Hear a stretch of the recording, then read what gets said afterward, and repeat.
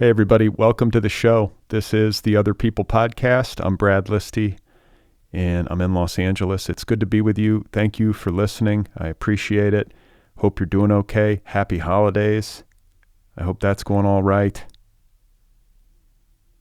I have a great episode for you today. Don't forget to subscribe to this show wherever you listen. You can also subscribe on YouTube. Follow the program on social media, TikTok, Instagram, Twitter, and Bluesky.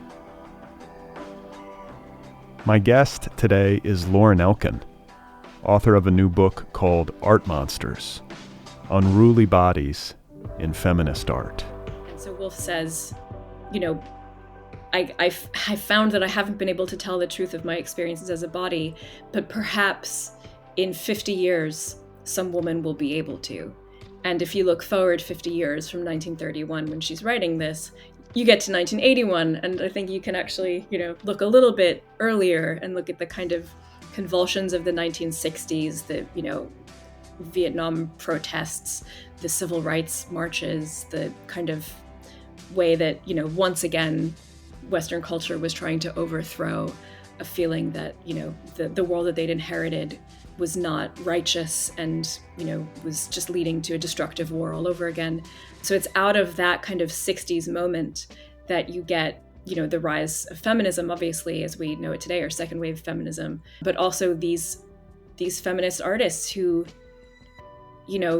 like the birth control pill has been legalized. They're fighting for, the legalization of abortion. There's a sense that a woman's body is going to be hers to do with as she pleases now in a way that it's never been before, in all of recorded history. All right, that was Lauren Elkin, author of the new book Art Monsters, Unruly Bodies in Feminist Art, available now from Farrar, Straus, and Giroux. Art Monsters is an erudite and insightful exploration of the ways in which feminist artists have done their work, reacting against the patriarchy and redefining their own aesthetic aims. This is a book about female artists working in both literary and visual artistic media, and it's about their attempts to tell the truth about their experiences as bodies. Art Monsters is a book of intellectual daring that draws links between a variety of artists, connecting and examining their work in relationship to one another, and it does so in really interesting and often unexpected ways. I had a really fascinating conversation with Lauren Elkin. That is coming up in just a bit. A quick reminder before we get going about my weekly email newsletter. You can subscribe over at Substack. That's where the newsletter lives, bradlisti.substack.com.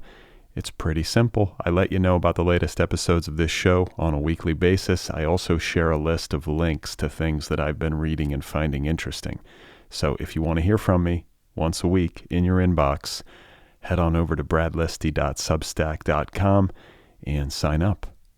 Likewise, there is an Otherppl Patreon community that you can join if you so desire. You can do that at patreon.com/otherpplpod. You can get gear, a t-shirt, a tote bag, a coffee mug, book club subscription, all that kind of stuff over at patreon.com/otherpplpod. Help keep this show going into the future. Today's episode is brought to you by Tin House, publisher of the debut novel The Liberators by E.J. Koh. The Liberators is the December pick of the Otherppl Book Club. I recently spoke with E.J. Koh on this program. You can listen to her episode. The Liberators is a novel that spans 2 continents and 4 generations. It exquisitely captures 2 Korean families forever changed by fateful decisions made in love and war. This is a family saga of memory, trauma, and empathy, and a stunning testament to the consequences and fortunes of inheritance. That's The Liberators, the debut novel by E.J. Koh, available now from Tin House. Okay, so my guest once again is Lauren Elkin. Her new book is called Art Monsters, Unruly Bodies in Feminist Art. It is available now in the United States from Farrar, Straus, and Giroux. Lauren Elkin's essays have appeared in a wide variety of publications, including The New York Times, The Guardian, and the Times Literary Supplement, her book Flâneuse was named a notable book of 2017 by the New York Times Book Review. She is a native of New York. She lived in Paris for 20 years, and now she resides in London. I had a great time meeting Lauren Elkin and talking with her about her excellent new book, and I'm happy to share that conversation with all of you right now. So here we go. This is Lauren Elkin, and her new book, one more time, is called Art Monsters. This is a different cover to the UK edition. The UK edition featured a painting by someone I write about in the book called Genevieve Figgis. But for the American cover, they wanted something a bit cleaner, and they asked me if there were any photographs I could send them that would in some way capture what the book was about, or maybe include one of the artists that I talk about. And I sent them this one, along with a few others of, I think, another one of Hannah Wilkie pouring latex, or Linda Benglis also pouring latex. But this one is the one that they really went for. I think, it's very striking, obviously, to have Hannah Wilkie's ass on the cover of your book.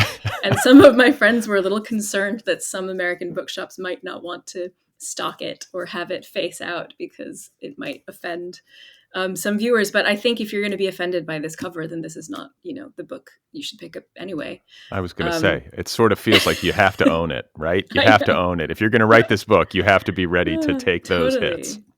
But, the book is both about the body of the woman artist and sort of attempts by women artists to get the body in the frame and to own their bodies and try to explore through their art what it is to be in a body, and partly about the difficulty that women artists have had professionalizing as women artists and, sort of dealing with their work, as a kind of professional endeavor, as a career, something that is remunerated or not in the case of, performance artists who are trying to escape from the whole capitalist exchange around art. Hannah Wilkie did a little bit of both.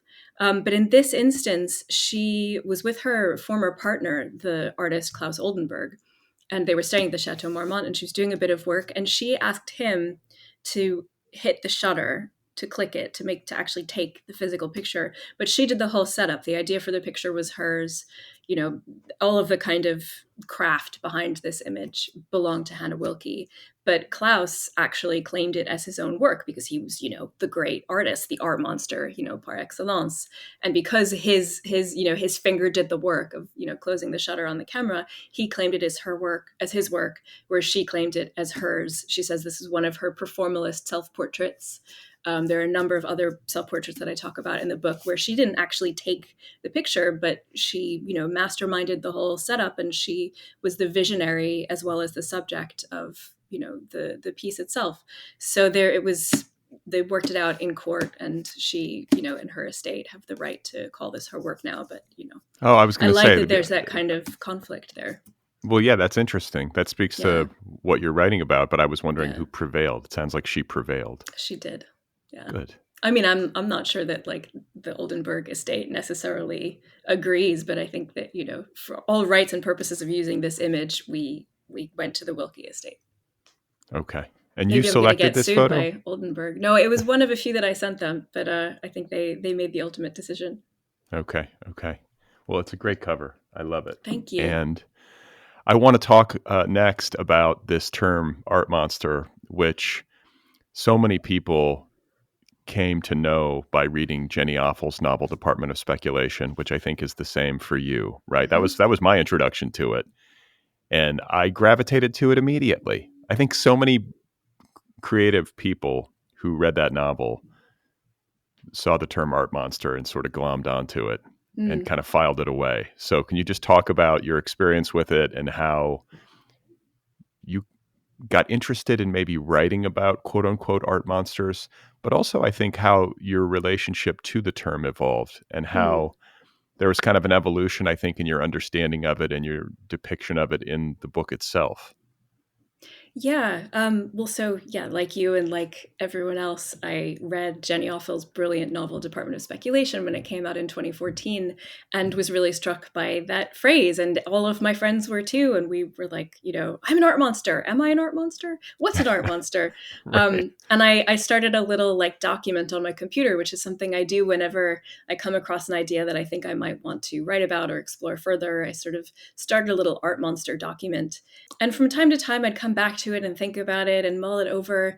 And what kind of bothered me as we were starting to see lots of like essays being published about art monsters in the years that followed was that they were so often about how difficult it is to be a parent and have an art practice, or specifically a mother and an artist at the same time. That, being an artist requires a kind of obsessive focus, monstrous focus that parenthood just makes impossible. There's always someone coming to find you. In fact, my son may come and find me while we're doing this conversation. We'll bring him into the interview. He'll have a lot to say. But at the time when I read this novel, I wasn't a mother yet, and I didn't have any caring responsibilities. I was just myself, and it still resonated with me. So I started thinking like there's something worth kind of like drilling down into or exploring in this idea of the association of art making and monstrousness and creativity and feminism, or just like the ontological experience of being female and wanting to make art. I wonder what that is. And around the same time, this is after Flâneuse came out in 2016, 2017. Flâneuse. I want to interrupt just so people listening okay. are oriented. Flâneuse is the book that you wrote about women walking in like cities all over the world, right? It's about the female walking experience. Yeah, Is that how exactly. Yeah, totally. Okay. So that had come out in the UK in 2016 and in the US in 2017. So that was when I was trying to think, what's the next book going to be? And my PhD advisor had died in the summer of 2015. Her name was Jane Marcus, and mother of Ben Marcus, actually, the writer. And she was a formidable wolf scholar and big art monster, academic art monster, like a very difficult person to know, but also, I mean, she would be like your biggest champion and also your worst enemy in the blink of an eye. It was very difficult to know where I stood with Jane, but she famously edited an American edition of Woolf's kind of feminist socialist polemic Three Guineas that restored to it these photographs that had been deleted decades ago because who knows why they were taken out, but they were, I guess, understood by publishers to be too provocative, so they were removed. And Jane Marcus edited this edition of Three Guineas that restored the photographs, and she did a kind of thorough, like, scholarly introduction and apparatus, footnotes, the whole 9 yards. And that was the kind of culmination of decades of work on Woolf to really change people's perception of her from like effete, neurotic, like high modernist snob into really committed socialist, feminist, pacifist kind of writer. I don't know if that that's how Jane was able to change the view of Woolf within the Academy. I'm not sure beyond the ivory tower if people's view of Woolf changed that much. But anyway, I was very inspired by Jane's own activism in the 70s and the 80s. She was a, big committed feminist, like doing lots of, holding lots of like consciousness raising meetings and licking envelopes and marching in the streets and the whole 9 yards. And I wanted to write about Jane somehow in connection with Three Guineas and somehow reckon with how difficult it is when you're a woman to make work that people don't want you to make, as was the case for Three Guineas with Virginia Woolf. Everyone she knew told her not to do it. They said, war is coming and we need to be dealing with that. Enough with your feminism. You got the vote, aren't you happy now? Like, what else do you want? And Woolf was convinced that she had to lay bare for her readers the relationship between patriarchy and fascism. And that book is an incredibly angry book, and most of her friends dropped her, at least for a little while, after she published it. And even after her death, E.M. Forster, another Bloomsburyite, said in his Reed lecture there's this very important lecture, I think it's at Cambridge, that Woolf's feminism was a blight on her work. He likened it to spots, like some kind of illness, a malady. She was a great writer, shame about the feminism. So I wanted to write about, Jane being this kind of like ball-breaking feminist who terrified people and amazed people in equal measure, and Woolf knowing she probably shouldn't write this book and being unsure about how it would, impact on her life and her relationships and her career, but doing it anyway.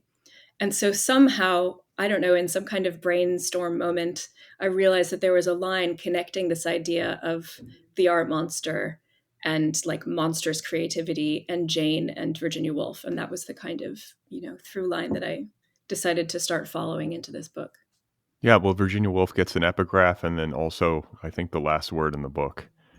And there's a lot of artists, a lot of female artists who show up in Art Monsters. And it kind of feels like, to me anyway, it was like a lesson in art history. A lot of these artists were unknown to me, if I'm being totally honest with you. And so that was kind of great because their work is super interesting and you do a really nice job of not only writing about them and their work, but also tying their work to one another, whether explicitly or implicitly. I do have a question about your PhD and your work with Ben Marcus's mother, Jane. Where did you get your PhD? I did it jointly at the City University of New York Graduate Center and the University of Paris 7. Oh, okay. And so she taught in New York? Yeah, she was at City College for years. And then in the CUNY system, you can be kind of borrowed from your home college and given an appointment at the Graduate Center, which is only like an MA and PhD granting institution. And that's also where Maggie Nelson did her PhD. Oh, it is. Okay. Yeah. Okay. I'm learning about this. And the apple doesn't fall very far from the tree. It's funny because I interviewed Ben years ago. I don't know if he told me this or not. Maybe my memory is terrible and I'm totally forgetting, but that's interesting to me. He has a Jane character in his, what is his book called? Famous American Women or Great American Women or something. There's a character who's named after his mom who's like very scary. Oh, okay. Scary mom. I like it. So I want to talk about motherhood because to me, I read that into this book. Like there's an autobiographical subtext, and sometimes I think you touch upon it, but I felt that in this book. Yeah. And it's interesting to me that you started writing it before you had a child, but I imagine you might have been entertaining, now that you do have a child, maybe you were entertaining, like, should I have a child? That kind of thing. And then also thinking about your career ambitions and the work that you wanted to do as a writer in conjunction with that. So all of this was of interest to you personally. Sometimes I guess as a reader, I'm looking for that in a text. And there are some bits of personal writing in this book that I quite liked. I know from, I think, reading an interview that you did that people have been telling you that they quite like those parts too. Like they like when you get personal. I think readers like it when a writer weaves themselves into the story in some way. But is that an accurate read of the book? Yeah, it's so funny because it really depends on I don't know, just it's so subjective. I have been finding that people come up to me consistently and say, I really love the way you wove your own experiences into the book. It's not like, you're not like batting us over the head, but like it's there. And then I was saying that to Merve Emre when we were doing an event together at McNally Jackson when I was in the States. And she was like, oh, that's funny. I thought you were hardly in this book at all. So it's been weird. Like some people just don't see it. And then, the response to Flâneuse was kind of mixed. There were people who thought, because that's a book that really braids together autobiography much more than this book and, criticism, it was like straight down the middle. Half the readers were like, I loved the autobiographical stuff. The stuff about cities was a little hard going and academic. And then there were people who were saying, I love the stuff about the cities. You're a great writer about cities. Shame about all the personal stuff. I don't want to hear about your boyfriends. So you just have to write the book that works for you and hope that enough people like it to, help you get out of bed in the morning. But yeah, for this book, it felt like from the outset, I thought that I would be present because it feels like a project of mine, at least at this point in my life, to acknowledge the I in the room, that this is not like an omniscient work of art history or something, or feminist criticism that, has been handed down to me from on high and I have transcribed it, but that I am here and I'm a fallible person and I have other stuff going on outside the frame.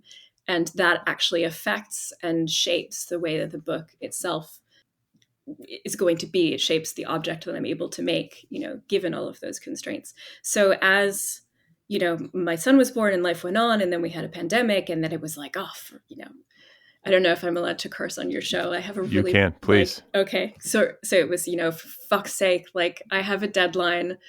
This isn't cool. Now we just don't have any childcare and we all have to sit at home and people are dying and that really sucks. So it was just a horrible, horrible moment of like creative desperation and no time to work and absolute panic. And it was just, yeah.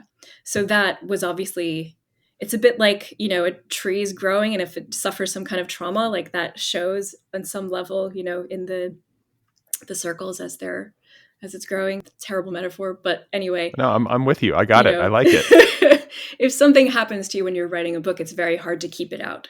And so I found as I went that it all had to just come in and, be sort of more present than I had necessarily intended it to be. I think I thought I wanted to write a book that was going to be, I don't know, a bit like Flâneuse was intended to be, much more kind of direct. Here's the thesis. Here's how I'm working my way through it. And then as the book took shape, I just realized it was like thesis proof.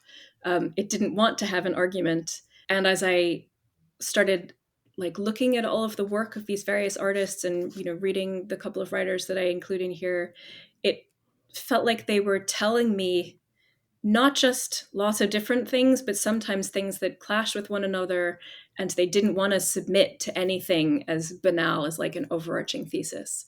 It felt like it had to be a book that was going to embrace like a both and kind of methodology and philosophy.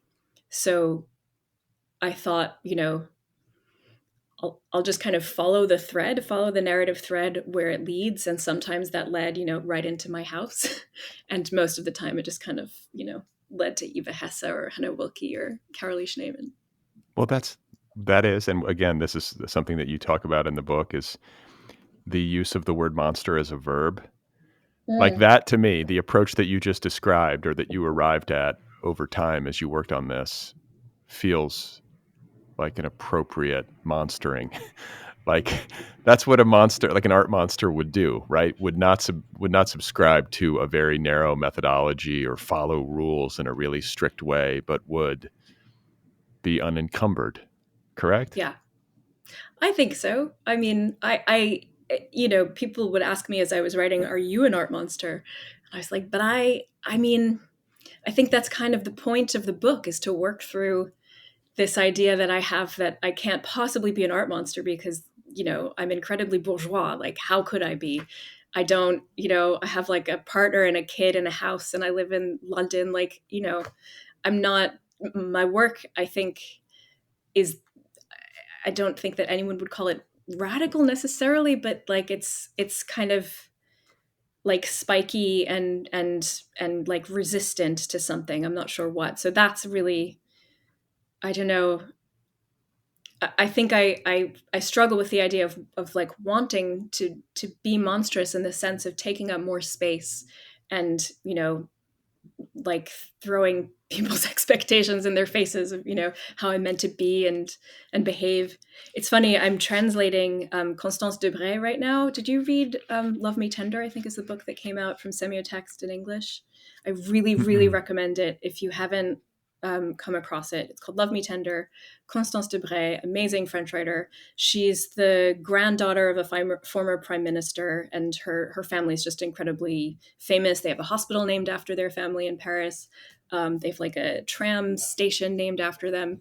Very prominent. And she's written this book called Non, which in French is a double meaning of both no and name. So I don't know what we're going to call it in English, but it's just a book about refusal. It's like, I won't be the way that I've been taught to be, and everything depends on me refusing that. I mean, talk about an art monster. Like Constance Debray is like, she left her partner and child, shaved all her hair off, gave all her clothes and belongings away, and just kind of lives this very marginal life, like from garret to garret. She has no like fixed abode, but it's just taking off as this like literary superstar right now.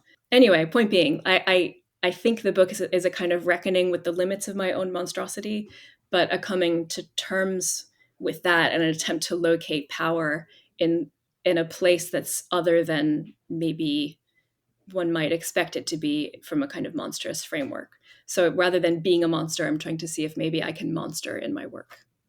Yeah, well, and there's also a cultural element. I mean, you mentioned Constance, and like there's a French understanding of what monstering might entail. There's an American, every culture is going to have its own take on what monstering is. And I think there's even a quote from what Jeffrey Jerome Cohen, Mm. where he says, we can understand a culture by what it calls monstrous. Yes. Yeah, I'm totally. curious to know, since you've kind of lived in a variety of places, like you lived in Paris for a long time and then in Liverpool, and now you're in London, you're originally from Long Island.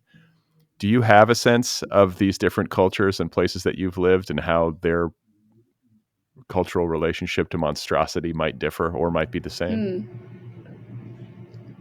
That's a very good question. There's a train going right past my window right now.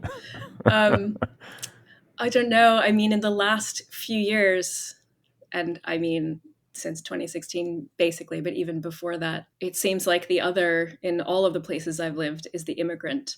It's someone who's not from wherever you're from. And we've seen that in America. We've seen it, with Brexit and now this like insane scheme that the British government has to send refugees to Rwanda, or like people who are asking for refuge while they're waiting for their decision to come in, they're going to be shipped off to Rwanda. And I think like the Rwandan government is giving the UK money in exchange, or maybe it's the other way around. I'm sorry, I'm not super up on the minutiae of this deal, but like it stinks any way you look at it. And in France, obviously, we have this kind of like forever specter of the Front National, and first it was Jean-Marie Le Pen, and now it's his daughter Marine. Like they're gaining in not only in popularity, but in like kind of a sense of validation from mainstream French society. So it does seem to be like person based right now, or ethnicity based, or religion based.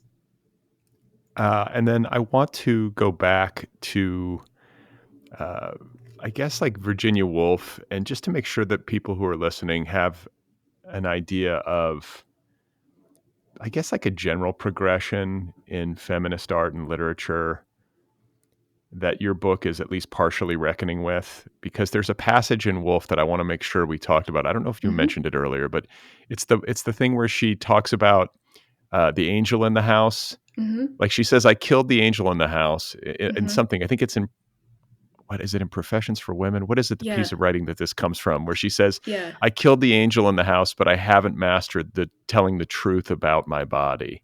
Yeah. And Exactly. that's like something, if I'm being honest, I had not fully thought about, is the way in which only recently have we seen women artists really reckon with the female body in a way that is not maybe catering to the male gaze or the demands of the patriarchy. Like like in some of the artists in here, like I'm thinking of Carol Schneemann, where there these really radical expressions of the embodied experience of being female that I don't think, I mean, unless I'm blind to history, I don't think there was Mm. anything happening in like the 16th century that would compare to to Carol Schneemann, though maybe No. there was. No. So I just think that that's something worth maybe talking about a bit more, is like killing the angel in the house, first of all, is what killing the or refusing and escaping the kind of predetermined role for the woman in society as being subservient to the man in Mm. the house, right? Yeah. That is what Virginia is speaking of. She sort of mastered that one. She was doing her own work Yeah. and was her own Yeah. person. Yeah. Yeah. I mean, the common kind of story about modernism, right, is that they're overthrowing the Victorian way of being in the world, and, comportment and ways of living and ways of writing. And they want to make it new. It's got to be, like reflective of the hubbub and craziness of the modern city. It has to respond to the kind of harrowing fragmenting of the First World War, and the kind of technological warfare that that you saw in that war. And there's a kind of sense in the modernist moment that you've got to reinvent civilization and save it from this horrible past. And part of that, I think, is what's governing Woolf's overthrowing of the angel in the house, this kind of, perfect Victorian hostess. It's like she's overthrowing, centuries of oppression in which women sort of went along with things in order to keep peace or get ahead. I mean, there's this idea or survive. Or survive, exactly. Yeah, you had to, hitch your wagon to some man, and then your fortunes rose or fell with him. But then she has this great turn in that essay towards the body, and she writes in a passage that I think Jane Marcus called the parable of the fisherwoman, of the creative process as being like a fisherwoman who's thrown her line out into, the pond or whatever, the lake, and is letting it drift where it will, into the depths, trying to find, something to bite. And then all of a sudden, kind of, she has to like pull it back. There's like a big splash. There's a lot of commotion. And it's that the line was drifting somewhere where it wasn't supposed to go. And the fisherwoman knew it. And she had to, bring her imagination back in line. And so Woolf says, I found that I haven't been able to tell the truth of my experiences as a body, but perhaps in 50 years, some woman will be able to. And if you look forward 50 years from 1931, when she's writing this, you get to 1981. And I think you can actually, look a little bit earlier and look at the kind of convulsions of the 1960s, the, Vietnam protests, the civil rights marches, the kind of way that, once again, Western culture was trying to overthrow a feeling that, the world that they'd inherited was not righteous and, was just leading to a destructive war all over again. So it's out of that kind of 60s moment that you get, the rise of feminism, obviously, as we know it today, or second wave feminism, but also these feminist artists who, like the birth control pill has been legalized. They're fighting for, the legalization of abortion. There's a sense that a woman's body is going to be hers to do with as she pleases now, in a way that it's never been before, in all of recorded history. The right to have sex as you want to, and for there not to be a baby necessarily if you don't want there to be one, is just like life-changing and art-changing for feminist artists. So yeah, I know that Carolee Schneemann was a grand fan of Woolf and had a lot of her books in her library with all like marked up with marginalia. And so I don't know if she knew the professions for women, speech and essay per se, but I think that we can definitely see her as working in the kind of wake of Woolf's, fisherwoman for sure. That's encouraging to think about, that Woolf was casting her line, and that some of the things she was thinking about and writing about and sort of working toward were later realized, like other writers and generations in the future sort of carried the mantle, like picked up the, what do you call it? Like she passed the torch to them, right? Yeah. But then, like, as you were talking, I was thinking about the abortion issue in the States and how retrograde things have gotten here. And it's just like, progress is not linear, there's like ups and downs, and there's, one step forward, two steps back. It's always kind of a messy process. But in general, I guess we're trending mostly in the right way. Do you agree? You think the arc of the universe bends towards justice? I hope so. Maybe that's what I have to believe, just to be able to wake up in the morning. It's just, I know. It can be a frustrating time. I guess it's always a frustrating time to be alive, isn't it? I mean, has there ever been a non-frustrating time to be alive? No, you think, God, this is such a frustrating time. And then something even worse happens. And you're like, oh God, it was so much easier back then. Yeah. I mean, I can get like, I wish I were just a more primitive human, like hunter-gatherer. Life was simpler. Maybe it was shorter, but that's okay. We knew what we had to do. We could see the stars. It was beautiful. Yeah. There were no crowds or smog, all that kind of stuff. But I know. I wish I had the moral clarity of a simpler person. That's right. But I want to talk a little bit more about something you mentioned earlier, which is sort of the construction of this book and how it evolved. I think from maybe initial conception to finished product, because this is, I think you said, for me, this book is an experiment in critical form as much Mm. as it is a feminist intervention. Like that bit, I think is interesting, especially maybe to the writers listening, Mm-hmm. because books kind of, as you work on them, sort of tell you what they are, right? Like you might come in with all these ideas, like often grand ideas about what the thing is going to look like, Mm-hmm. but the finished product is almost never matching up with that. It always kind of asserts its own identity. And you had to like kind of find your way there, right? It's a bit of a messy Yeah. process. Like as we're speaking about the messy movements of history, the messy movements of the creative process are Yeah. kind of similar, where it's like, oh, I'm going Yeah. to go this way, and then it's like, nope, that's a dead end. I got to, go backwards a little bit and then start over again, or whatever it is. But this book feels like, as you're reading it, like an exploration. And one of the things I love in a work of nonfiction like this is when you can really feel the author thinking. Mm. Like you know what I'm saying? Like I felt like I was Yeah. sort of, you have a very live mind, as I think many people who have read your work have noted. And so as a reader, you sort of get to go along for the ride, like inside Lauren's brain. Mm. So could you just talk about those evolutions and the way in which you sort of came to the realization that you were experimenting with critical Mm. form? Yeah, definitely. That's the thing about nonfiction that's so tricky, right? Is that you have to do the proposal first and pretend you know what it's going to be about. Uh-huh. And this is what I'm going to do in this chapter, and this is in this chapter, and this is the narrative arc, and then we end here. And so in my proposal, I had it organized around different parts of the monster's body, so like wings and claws and teeth and things like that. And as I started, writing the book like under those headings, under those rubrics, I realized that there were people I wanted to write about in like more than one chapter, and then actually people I wanted to write about who didn't fit in any chapter. And I ended up feeling like it was actually too schematic. It was too like, I don't know, fragmentary. And then also too focused on like the monster per se, like scary monsters, with crazy teeth and wings. And as I was researching like the female grotesque, and there's a lot written about women and monsters and like sphinxes and Frankenstein and so on and so forth, it just felt like all of that had been done and done brilliantly, and that I didn't actually have anything to add to that conversation. I've never been into like horror as a genre, either, films or books or whatever, and I didn't feel drawn to it now just because I'd said I was going to write about art monsters. So that was kind of early on a moment when I realized, and I borrowed this from Jeanette Winterson. Jeanette Winterson has a collection of essays about art called Art Objects.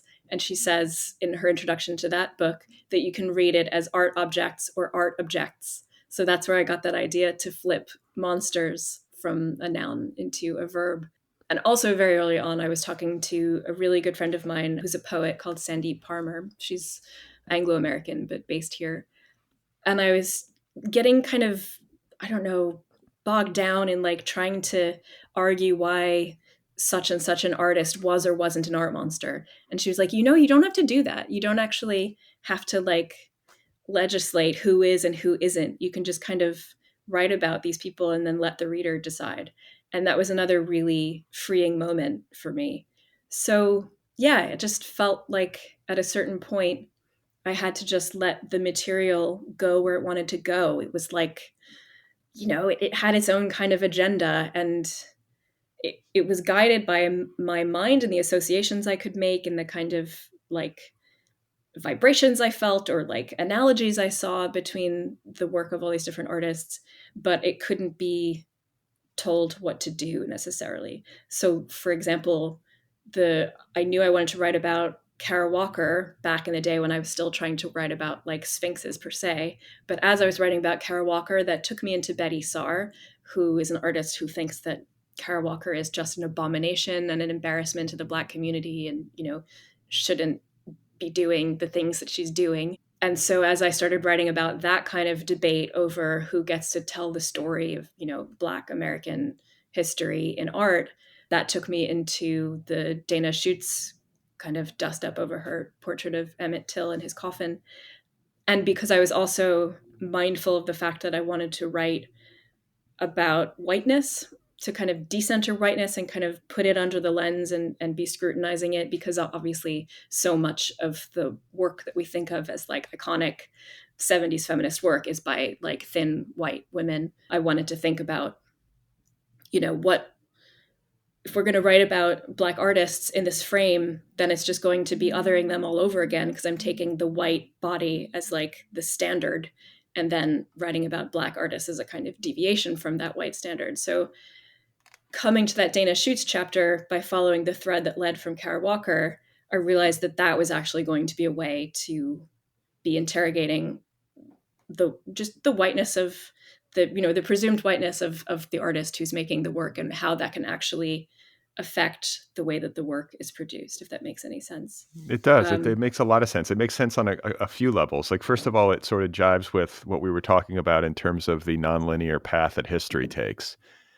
But I think it also is a more accurate depiction of the way in which books are created, and the way that, especially works of nonfiction like this, where you're doing research, you're visiting galleries, you're thinking, you're drawing associations, the way in which art feeds art, right?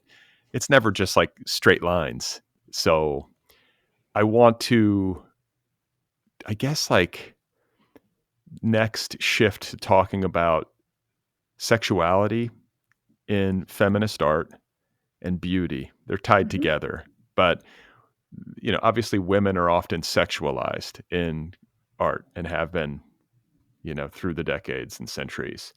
But in the work of the women that you're depicting in this book, the work is very sexual, but not sexualized. That's the key distinction. We talk about Carolee Schneemann. I think I called her Carol Schneemann earlier, so now I'm going to correct the record. I just, I'm looking at my notes here, but Carolee Schneemann's interior scroll, where it's like a performance piece, where she is literally pulling a scroll of paper and reading aloud from it. And she's pulling it from her vagina. So this would be work that has a sexual component to it, but she's definitely not sexualized. She's owning that. And I want to say you posted an image of this sort of infamous performance of Interior Scroll on Instagram, and they took it down. Is that right? Yeah. So that kind of art is verboten on Instagram. Yeah, clearly.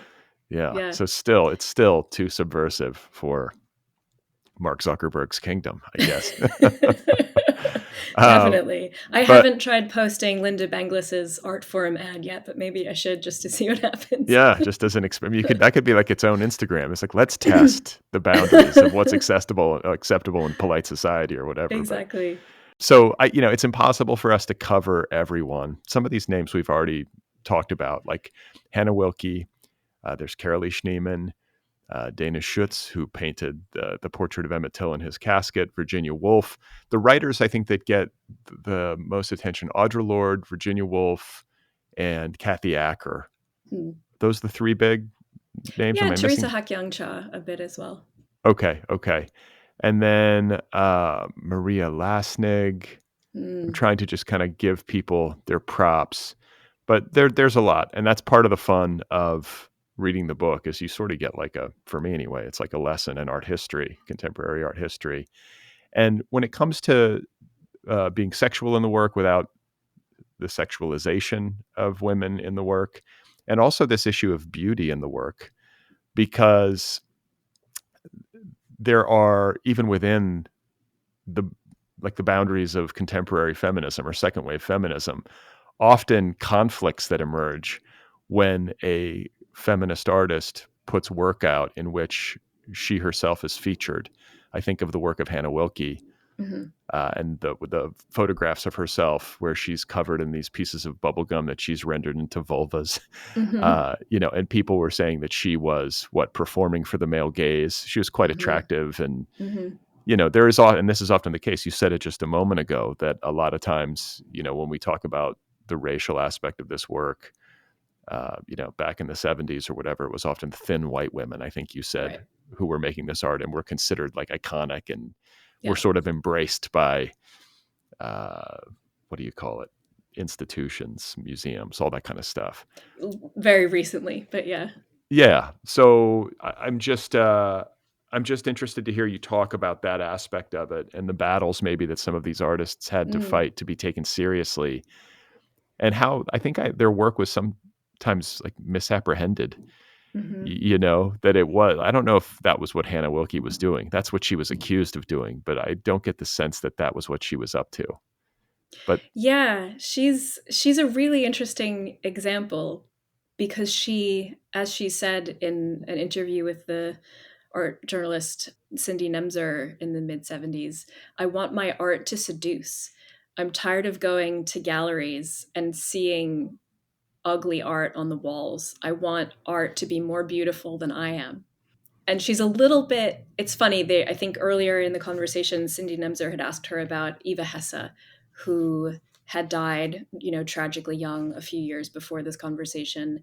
And I think Nemser was just asking her, I feel like I see a lot of correspondences between your work. You're both working in latex. And Hannah Wilke immediately is on the back foot and is very defensive and is like, well, I was working with latex first. And people always compare our work because we're both young women, but it's not anything like each other. There's no resemblance there.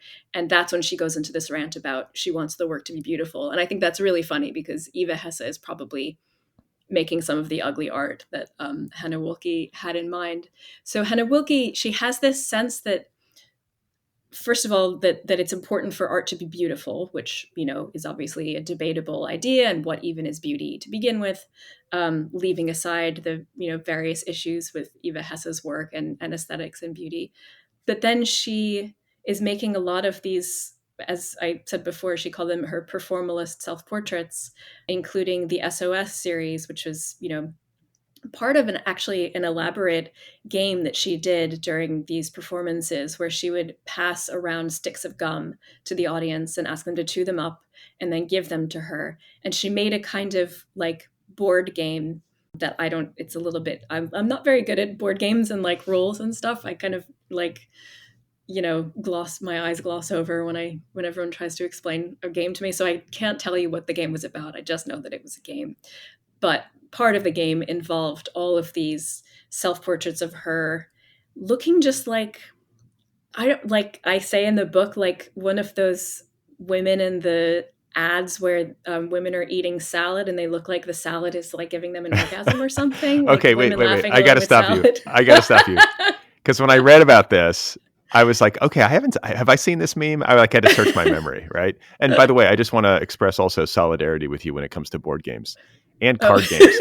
I can't play. I'm not interested in games at all. Like maybe if I'm in Vegas, I can like play blackjack, but that's it. I don't want to play like Monopoly with you ever. I know, but I have a kid now, so I have to like teach him how to play stuff. And I'm just like, oh, I can't follow. I don't know. No, I'm not playing with my children either. I'm sorry, children. Daddy hates games. It's all business for Dad. But yeah, no, I think that, and then what was the other thing? You were just talking about games, and then it was the laughing alone with salad meme. Oh, laughing alone with salads. So yeah, I Googled this. Yeah. Because I had to. I was like, have I seen this before? And I spent a good, 20 minutes just perusing these photos. It's like funny, but it's also like depressing and like true to life. And there's some like real sadness in it. It's interesting. Yeah, totally. But that's the vibe I get from those Hannah Wilke images. If you're familiar with them, like she's like got some sunglasses and the like arm of the sunglasses are in her mouth, or she's like, got her fingers in her mouth. They're like playing on, as you say, very sexualized images of women, but in such a like ditzy way that it's so clear. I don't know if it's just to me or if I just have like an inbuilt understanding of Hannah Wilke. I don't know, but like it seems clear to me that there's a distance between the image and the artist. And it is reinforced for me by the presence of all of these little chewing gum vulvas that she has stuck all over her body. And that give the series their title. She calls it the SOS Scarification Object Series.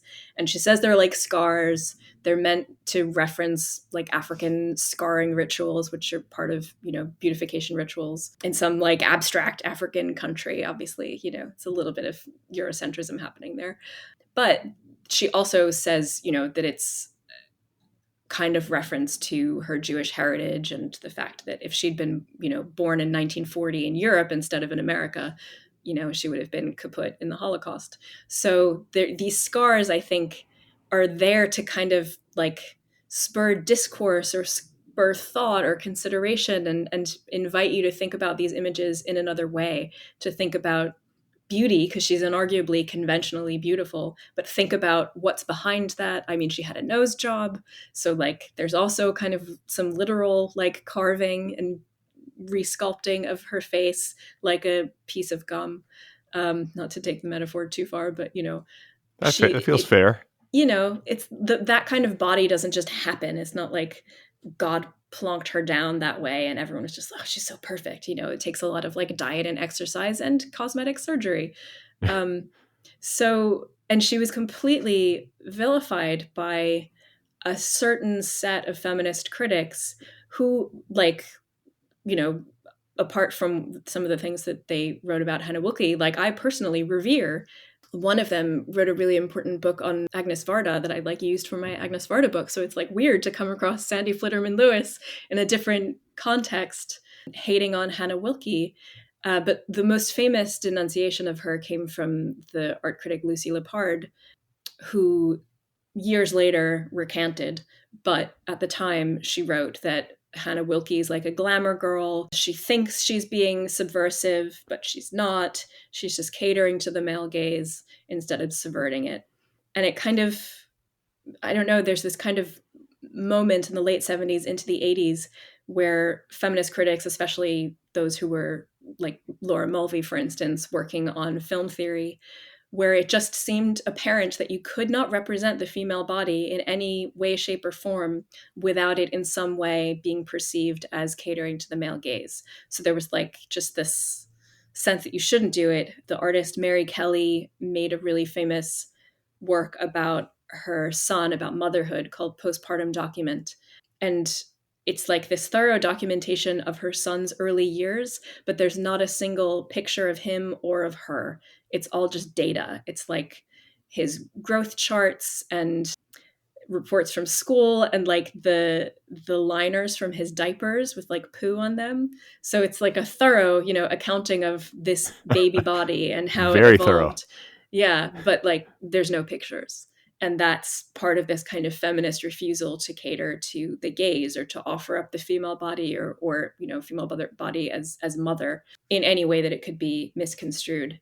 And they said about Hannah that she wasn't theorizing her work enough. There wasn't enough kind of ironic distance for them. And I just really disagree with that, is what it comes down to. Okay, this is where I'm going to dance a line, and I hope I don't like wobble off of it. But I think it's an important point to make. And I think you actually write about this a bit in the book and maybe even in this section of the book. And it's like, to me, it reads as parody. She's parodying the way that culture makes these expectations or, you know, demands these things of females to, you know, cater to the male gaze and to sort of perform a certain kind of femininity and conventional beauty for the camera or whatever. And then I think, if I could, I was just going to say, it's a bit like, you know, Woolf has this idea of the angel in the house who might not actually physically be a woman who's in your house telling you what to write, but it's like an internalized sense of what you can or can't do as a woman who's like coaching you on how to be, you know, the most womanly woman you can be. And I think that that's who Hannah Wilke is parodying. I think it's like the 70s version of the angel in the house is the woman who's like just dieted and disciplined her body so that she can appeal to the man, you know? Was it Dexatrim? Like these amphetamines. Like it feels like, like that kind the of Ozempic of the 70s. That's right. That's right. And it was also there's also a sense of like competing with other women. You know, I can be thinner than you. I can be hotter than you. So she's parodying this kind of 70s version of the angel in the house, I think. Okay. So I agree. And, you know, maybe humor in particular. This is the tension and the line that I want to sort of like walk along here, because I think what we're talking about are like very real issues that women have faced and continue to face. Female artists may be like, you know, most germane to your book and what we're discussing here, but really all women. And this art is representative of that. And it's painful, right? These are kind of generational traumas, or, you know, something that women share, and that feminism is trying to correct and change, right? And it's interesting the way in which the seriousness of that mission, it's a serious mission, I think can sometimes be humorless. Like, when Hannah Wilke is making this art, man, I guess there's, they didn't feel there was enough ironic distance, but they're not in a joking mood. And maybe she was. Like, and I think that like it becomes this kind of self-policing issue. And you can see like feminists turn on one another, even though they share the same essential mission. That's what I kind of felt in that. Yeah, Right? completely. I mean, That still it happens. still happens. Yeah. Yeah, And it's completely. because, but I guess the question is why? It's because people are wounded, and wounded people can sometimes be in no mood for joking. Yeah. Other people deal with their wounds by joking. We all have different Hmm. ways of sort of coping with life's slings and arrows, right? Yeah. Yeah. And I think for feminists, there's a sense that there's only so much pie to go around, if you know what I mean. It's like under capitalism, only some of us can succeed and, be successful, get the job, get the, publish the article, whatever, get the big show at whatever gallery. And instead of, women kind of lifting each other up and supporting each other and making more opportunities for themselves and other women, they just kind of tear each other down and, hate on one another and say that there's not enough ironic distance in their work. I mean, like, aesthetic critique is fine. Like, I'm not anti-critique at all. I'm, a critic half the time. But I do think that there's an enormous amount of like undercutting women done by other women. And I don't know why that is. I see it a lot in women who are like 10 years or so older than me specifically. I've had some bad run-ins and just some really unfortunate encounters where it's like we should be helping one another instead of sniping at one another. But I hear what that. can you I do? mean, I I hear can that. only, try to model good like feminist citizenship myself. Don't know what else to do. Yeah. I mean, I hear that in the sense of like, I hear what you're saying, but I also hear Yeah. that repeatedly on this show from women. I've heard that multiple times through the Really? years.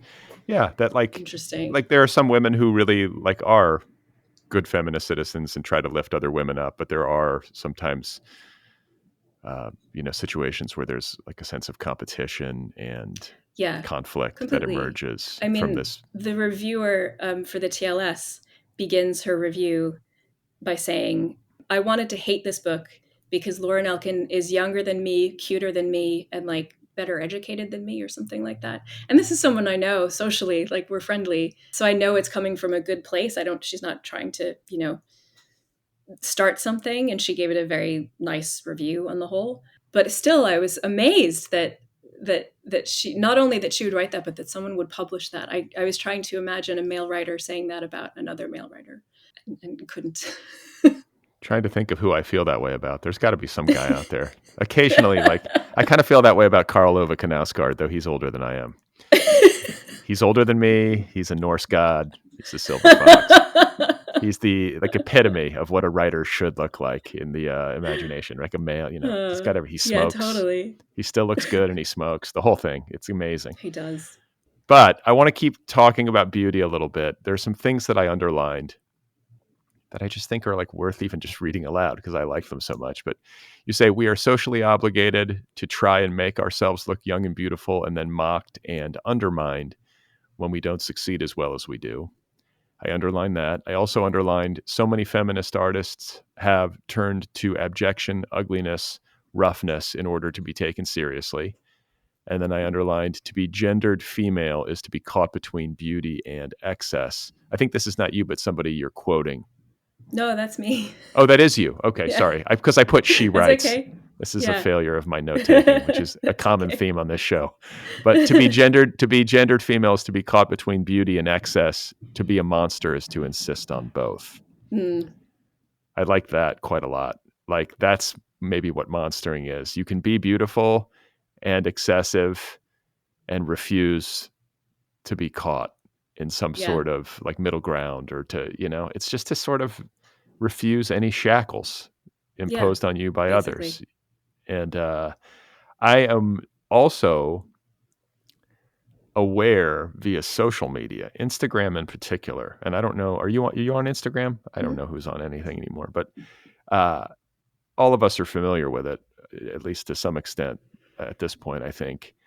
And something that I have noticed in my timeline and just as like a casual observer is that there are in the literary community certain female writers who are doing a kind of Wilkie-esque performance of self and maybe gender roles and expectations in their Instagram. And it's not always well received by women, I've noticed. It's probably not always accurately received by men who like aren't in on the joke or don't even understand what they're up to, but just see it as some kind of like titillation. But there are, I think, some literary writers who maybe with this sense of there being a limited amount of seats at the table, you know, that kind of capitalist thing, that scarcity mindset and that feeling of like, I've got to get people's attention somehow, some way. And they're conventionally attractive and they're just kind of leveraging it, but they're doing so with like a wink and maybe like a feminist understanding. I don't know. Do you observe similar? Have you seen this? And I'm wondering who you're talking about.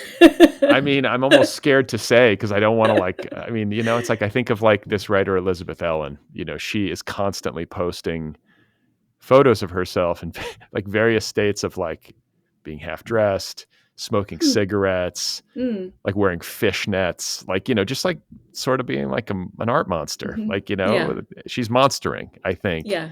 Do you know, have you seen others? Do you know what I'm talking about? Not really. Maybe a little bit.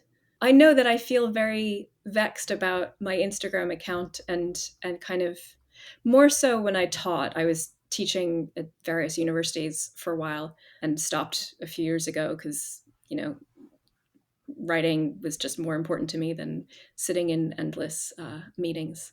But yeah, I had a kind of a keener sense then that I had to be really careful about what kind of image I was promoting on the internet. And yeah, I don't know how to talk about it in any more detail. It's clearly something I have a problem with. I admire, I think, women who are able to like live in their bodies more on Instagram. But then I think, you know, I live in my body plenty, like in real life. Do I need to do it on Instagram? But I do worry, you know, that there's some like trick I'm missing that I could have like a cooler Instagram profile if I were, you know, wearing fishnets on there more or something. But, you know, I mean, it's like, you've got to, you know, totally. Like when I came down to do this interview, I was like, what should I wear? Should I just wear the sweater I've been wearing all day? Should I put on a nice shirt? And I was like, you know what? I'm a working mother. It's a Friday afternoon at the end of the day. Like, I'm just going to wear, you know, my sweater. I put on lipstick, but like apart from that. As did I. But I mean, I get that too. I think ultimately, like what I've come to is I've just got to dress like myself. And I think when it comes to social media, you know, if we're continuing to talk about it, you sort of have to do what's comfortable for you.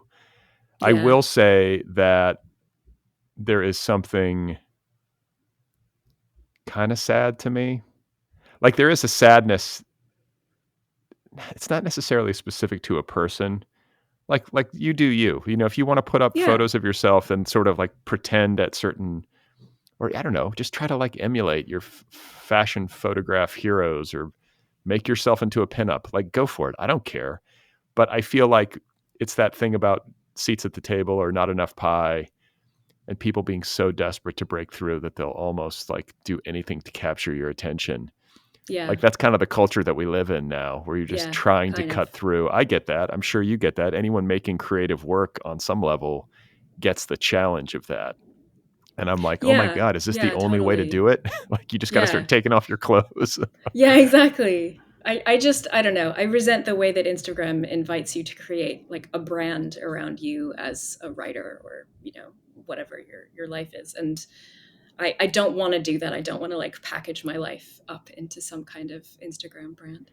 And it's a damn shame, I should say, because your life, if you packaged your life, like it is a very, I'm thinking of you living in Paris, living in England, flaneusing all over the world, getting educated in France, speaking fluent French, translating. Uh, Like, this is aspirational. It is. And you're stylish because you it live. is and it isn't. People don't like it. They don't like it so much. They think I'm like rolling in money or something. They have no idea what it's really like. But it's Of course. true. It's true. Bush versus Gore happened, and the Supreme Court decided who was the president. I was like, I'm getting out. See ya, America.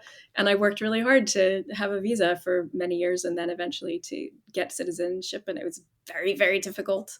And I cried a lot, but voila, it worked. Here we are. So, okay, but really Bush versus Gore was the impetus? Yeah, that was the first time that I really was like, I can't actually stay here. Like, I don't want to stay in this country. And so between 1999 and 2004, I was kind of back and forth between Paris and New York, and then had decided like, okay, I'm going to go to France for like a year in 2004 and see how it goes. And then soon after I arrived in 2004, there was Bush versus Kerry, I guess. Sure. And I was like, I mean, the first time around it was a Supreme Court decision, but this time he actually legitimately won. I can't be doing with this country. Wow. So your canary in the coal mine experience happened early. Because, yeah. I mean, I'm the fool who was like, listen, this was an aberration. Bush Cheney is the low point in American presidential history. We can't get worse than this. Like, thank God we survived. And I know. I am a political genius with 2020 vision. And we're thriving now. It's great. So glad we got past that.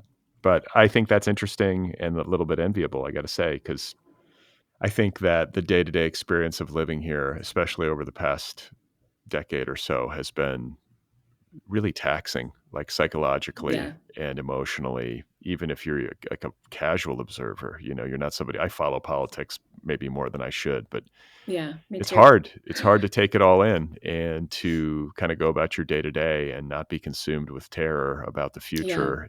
That stuff is pervasive. I just had some time with some old college friends this week, and it came up in conversation, and you could just feel it. So many people are very scared and have a dark view. But you got out. I'm curious to like getting out and being at a geographical remove and at a cultural remove from all of the kind of American noise. Like, did it help your mental health? Did it help you have a sense of distance, or do you still feel kind of like inextricably American? It's so funny because I feel like it's both. My partner is American. Our son has an American accent, despite the fact that he lives in London, like goes to a British school. And I'm just, I mean, I listen to all the cricket media podcasts. I'm completely addicted to, anything Jon Favreau and John Lovett do. And so I'm not very distant in a kind of pop culture sense. I'm distant in like an experiential sense in that I've been away for a long time and I don't know lots of things about what daily life is like in America or like what the commercials are. Like, I don't even recognize New York hardly anymore. But I feel like I don't think it's necessarily helped. I don't know. I would say in terms of mental health, one big reason why I don't go home, apart from the fact that I just don't feel like it's home anymore, is that I have a 5-year-old and I don't want him to have to be doing active shooter drills at school. Like, I don't want him to grow up with that kind of fear. And I have lots of friends who, like after the school shooting, the last one in Uvalde, well, that wasn't the last one, but that was the last big one, I guess, like had to then get up and send their kids to school the next day. Like I think is like a level of like mental burden that I don't have because I live here. That's no small thing. Yeah. And you, let's see, moved to Paris in 99, studied there. Like we talked about, you have your PhD from City University of New York and the Université de Paris. Of Paris, and then you got your master's of philosophy and French from the Sorbonne? Yeah. You speak obviously beautiful French, like you studied the language there. Is that right? Yeah. I mean, I started it when I was on Long Island. We had to take a language. Oh, you did? Okay. But I didn't really properly learn it till I was in France. So, you've had, people can read your bio. You've had this like international existence for your adult life, pretty much. Yeah. But before becoming a writer, you worked as an actor, a singer, a piano accompanist, an assistant at a literary agency, a copywriter at a Korean B2B telecommunications company, a barista, an office temp, a birthday party entertainer at Chuck E. Cheese, and an assistant at a public relations company where Jennifer Lopez's publicist once threw a phone at her head. That's why I'm reading your bio. I know. I don't even know where to begin. This is an embarrassment of riches. But I guess the throwing the phone, since it's the last It's thing I multiple mentioned. novels. It really is. I can't wait to read them all. This is your entire oeuvre right here, just waiting. But the publicist threw a phone at you. That sounds very Harvey Weinstein, Yeah. But what is it about the entertainment industry? People I think that there is I have a whole theory about it, especially since I live in LA, that there are basic human courtesies and just basic human issues that the Hollywood business culture, because of how competitive it is, because of how this scarcity mindset that we've been talking about, really is pervasive throughout Hollywood. Like, there's only so many parts, there's only so many seats at the table, and because the money is so big and there's fame, the competition and this sense of desperation or something that it engenders makes, or I guess maybe provides opportunity for a certain kind of person to thrive. Maybe not even the artists, but the people in the ancillary professions around the art. And you get guys like Harvey Weinstein, who, if they amass enough power and box office success, can essentially just behave monstrously. Yeah. And then, because they're at the top, it sort of filters down, and there is a kind of you throw phones at people's heads. I guess the question that I would have is I know that there's probably a tech industry executive in Silicon Valley who has thrown an iPhone at somebody. I'm sure that's happened at least once, but I feel like that sort of kind of goonish behavior happens more often in Hollywood. And it's just sort of oh yeah, Harvey threw a phone. Haha. Jennifer Lopez's publicist threw a phone.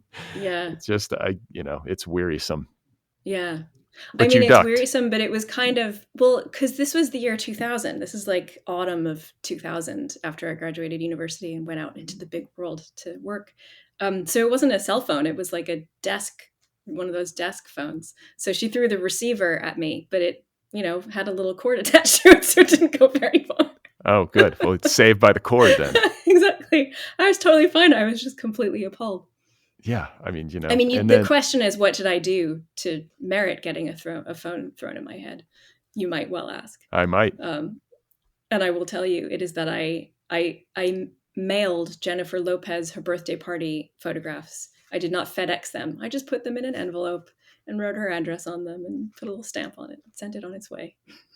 The nerve of you. No, but it's so dumb. Of course I should have FedExed them. I was just so young and naive, and she was send these to Jennifer. So I sent them to Jennifer.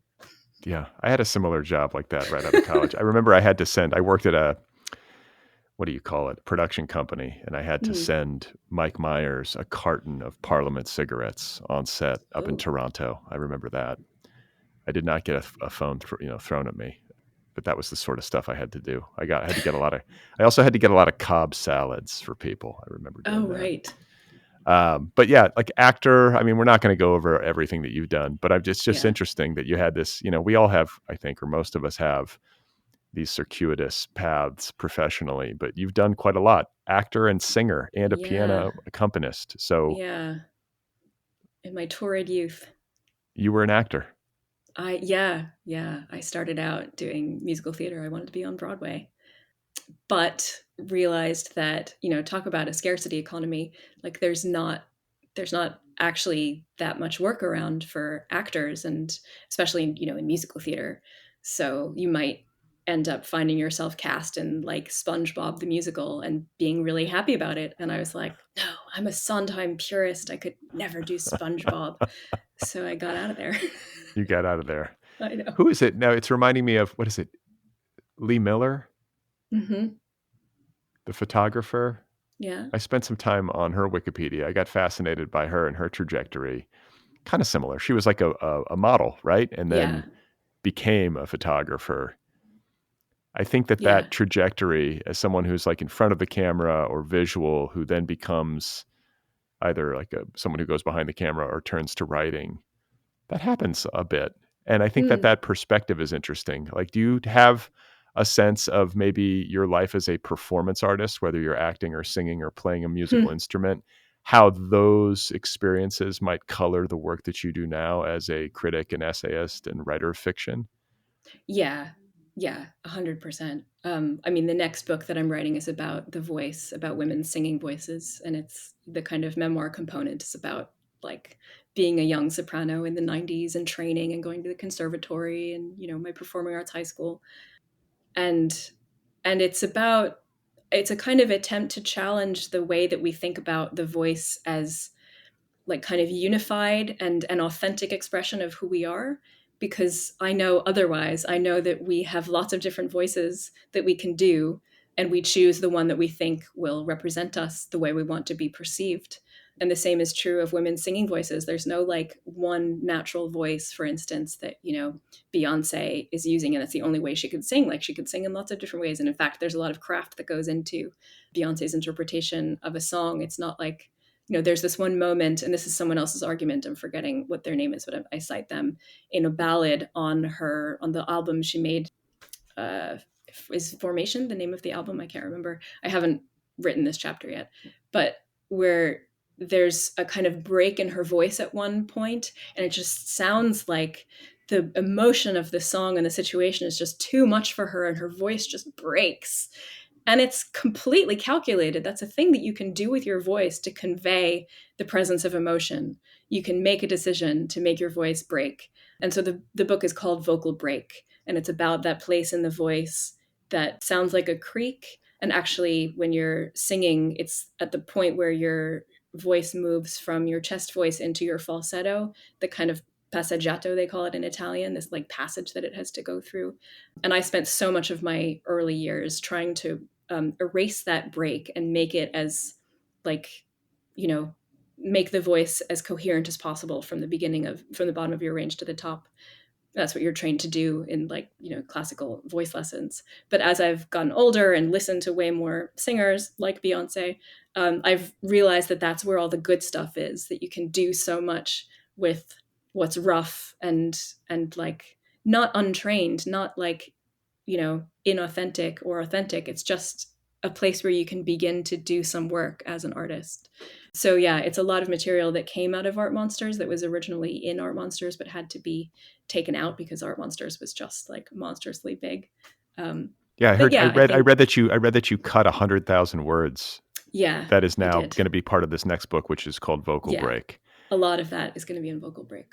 Okay, so and before I let you go, because this is just too interesting not to bring up, I think on your website, along with your bio, you say current projects include a novel, Scaffolding, which is due out in 2024, I believe from FSG in the States, but from Chatto and Windus in the UK. You're working on the aforementioned book about the female voice called Vocal Break, a biography of Gertrude Stein, a translation of Marie-Laure Bernadac's biography of Louise Bourgeois, and translations of work by Colombe Schneck, Constance Debray, and Lola Lafon. You have, and you're a mom. You got a lot going on. Yes. I mean, that's an unusual catalog of work in progress, I guess, is the point. Most people are like... the Louise Bourgeois is done. We're about to go into revisions of that.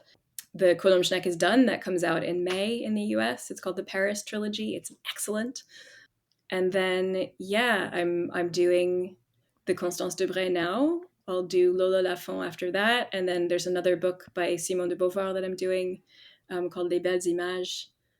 So I try to keep up the translation in parallel with the writing because it's a good kind of break from having to be the one who's thinking the thoughts. I get to still work with language and stay close to French. And obviously, it brings in money. So like, I couldn't make a living just from writing alone, but pairing that with translating, it works out okay. Yeah, I could see how there could be a nice symbiosis there. Like not just like in terms of like the practicalities of life and financial stuff, but just it's a different part of your brain maybe, but it's still literary. And like you say, how delightful not to have to be the person who's got to generate, at least the original text, Yeah, and exactly. Completely. Last thing I will say, because I know you have to go be with your family. It's evening in the UK, but I do hope for your son's sake, that there is some kind of grainy video of you performing as a birthday party entertainer at Chuck E. Cheese, because what is he, 5 years old? Yes. I mean, this is the perfect time to leverage that professional experience and become like a superhero in your son's eyes. I mean, right? I don't actually think there is. I think there's not. It's a Sadly, tragedy. Alas, But there's some grainy, musicals in the high school, but not Chuck E. But you're Cheese, not with the alas. animatronic animals, which I feel like I did not have to play the rat. No, I got to just wear like a little uniform, and there's like dances with hand gestures and chants and stuff. And now look at you. You're like you're like a leading young like critic and essayist and all this stuff. And she got her start at Chuck E. Cheese, so ladies and gentlemen. You come far. And so can you. That's right. That's right. It's inspiring. But it is inspiring, and it is wonderful to meet you and to talk with you about Art Monsters and all of your good work. And we'll look forward to Vocal Break and all the rest in the months and years to come. So congratulations and my thanks again. Thank you. Thank you so much. Okay, you guys, there we have it. That was my conversation with Lauren Elkin. Her new book is called Art Monsters, Unruly Bodies in Feminist Art, available now from Farrar, Straus, and Giroux. You can find Lauren on the internet at laurenelkin.com. Follow her on social media. I believe she is on Twitter and Instagram. One more time, the book is called Art Monsters. Go get your copy right away. Don't forget to subscribe to this show wherever you listen to podcasts. You can also subscribe on YouTube. Follow the program on social media, TikTok, Instagram, Twitter, and Bluesky. Don't forget to sign up for my weekly email newsletter over at bradlisti.substack.com. You can join the Other People Patreon community at patreon.com/otherpplpod. If you have a couple of minutes and you want to do me a quick favor, please give this show a rating wherever you listen. So Apple Podcasts, Spotify, Overcast, whatever it is, rate the show, review the show. It helps new listeners find the show. If you would like to get some Other People apparel, a t-shirt or a sweatshirt, head on over to the show's official website, otherppl.com. And finally, a quick plug for my latest book. It is a novel called Be Brief and Tell Them Everything, available now in trade paperback, ebook, and audiobook editions. I narrate the audiobook, so that's an option. It's a book. It's called Be Brief and Tell Them Everything. All right, so coming up on Friday, there will be a flashback episode where I dig into the Other People archives and share an outtake from an episode of Yore. And then, I'm not sure, the holidays are almost upon us, right? It's almost here, so things are going to be happening on the show. You're going to be getting episodes, but I'm not entirely sure of the lineup yet. It's going to be a busy week for me this week, sorting it all out. So it will be a surprise, as it sometimes is. All right?